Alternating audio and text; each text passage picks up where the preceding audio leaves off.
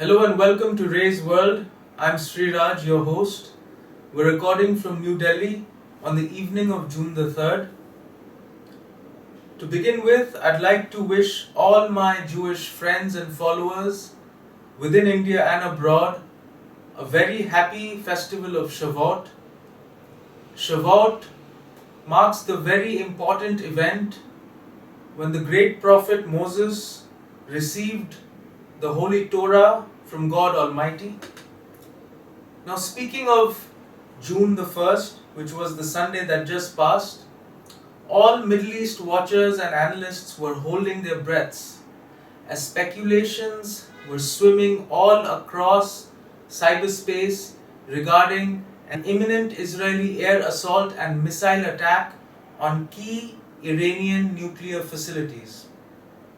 During this time, President Donald Trump was seen speaking to reporters where he had recently advised Prime Minister Benjamin Netanyahu against such an assault, saying that such an assault would be inappropriate at this time, as President Trump claimed that the ongoing nuclear negotiations with Iran were moving in a positive direction. Now, at this point, I'd like to sympathize with Prime Minister Netanyahu, as the fellow seems to be sitting inside of a pressure cooker, with mounting domestic pressures from the families of the hostages asking him to stop the war and bring back their loved ones back home, which is, in my view, a very reasonable and justifiable demand. Now, on top of this, Prime Minister Netanyahu is fighting a war on several fronts. Israeli assets are deployed in Gaza, in Syria, in Lebanon, across the seas against the Houthis, and also against Iran. One will be reminded of the assassination of Hamas leader Ismail Haniyeh last year in Tehran. On a lighter note, I'd like to advise Prime Minister Netanyahu to take a leaf out of the diary of his good friend President Donald Trump, who reportedly had a button fixed on his table at the Oval Office calling for chilled Diet Coke on call. Perhaps Prime Minister Netanyahu can also sip on some ice cold Diet Coke now and then to keep a cool head during these stressful times and not risk regional chaos in a haste. Following the recent disclosure of the IAEA report on Iran tabled at the United Nations Security Council, which claimed that Iran has drastically increased the enrichment of uranium and has also failed to disclose to the IAEA regarding certain fissile material present at 3 of its nuclear facilities, haunting images of UN weapons inspectors and IAEA experts scrambling from palace to palace of now deceased Iraqi leader Saddam Hussein spring up to mind. One is reminded of the constant hide-and-seek games that Saddam Hussein used to play with the UN inspectors. This was taking place in the late 90s when Scott Ritter and his team were eventually expelled from Iraq by Saddam Hussein. Operation Desert Fox soon followed, and the rest, as they say, is history. Are we going the same way with Iran?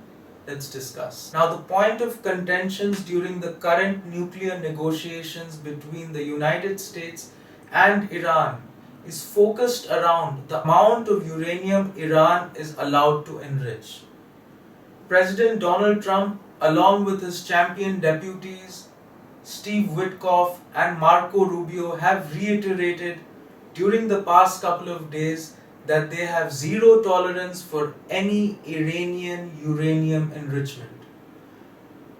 The high priests in Tehran have totally rejected this demand. They claim that Iran has the birthright for uranium enrichment. Presently, security and diplomatic circles are abuzz with the hope that a nuclear deal will be signed in the next couple of weeks. But let me tell you, my viewers, it is not that simple. The JCPOA, which was led by the Obama administration, included P5 plus 1 countries, which is the permanent representatives of the United Nations Security Council, which is Russia, France, United States, United Kingdom, and China. Along with this was plus 1 Germany and the EU. So it was P5 plus 1 the EU, which was part of the JCPOA that was signed with Iran.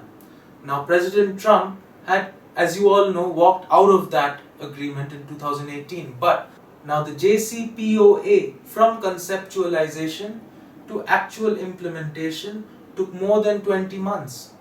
Now the current nuclear negotiations between President Donald Trump and Tehran has just started.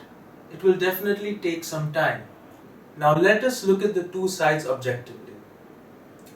Following the fall of the Shah in Iran and the siege of the US embassy in Tehran, the US and Iran have never really looked eye to eye. Now let us zoom in within the region. A nuclear Iran poses a significant threat to Saudi Arabia as the leader of the Islamic world. Now, Israel has always been fearful of Iran developing nuclear weapons. One would be reminded of former Iranian President Ahmadinejad, who used to say that he wants to wipe out Israel from the map of the world.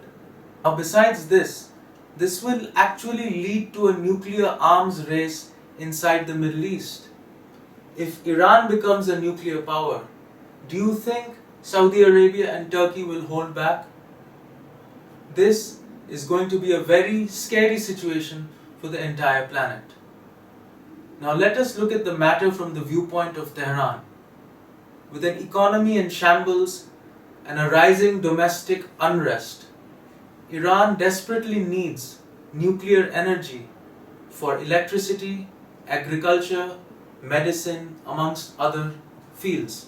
Now, Iran has been suffering from sanctions from 1979.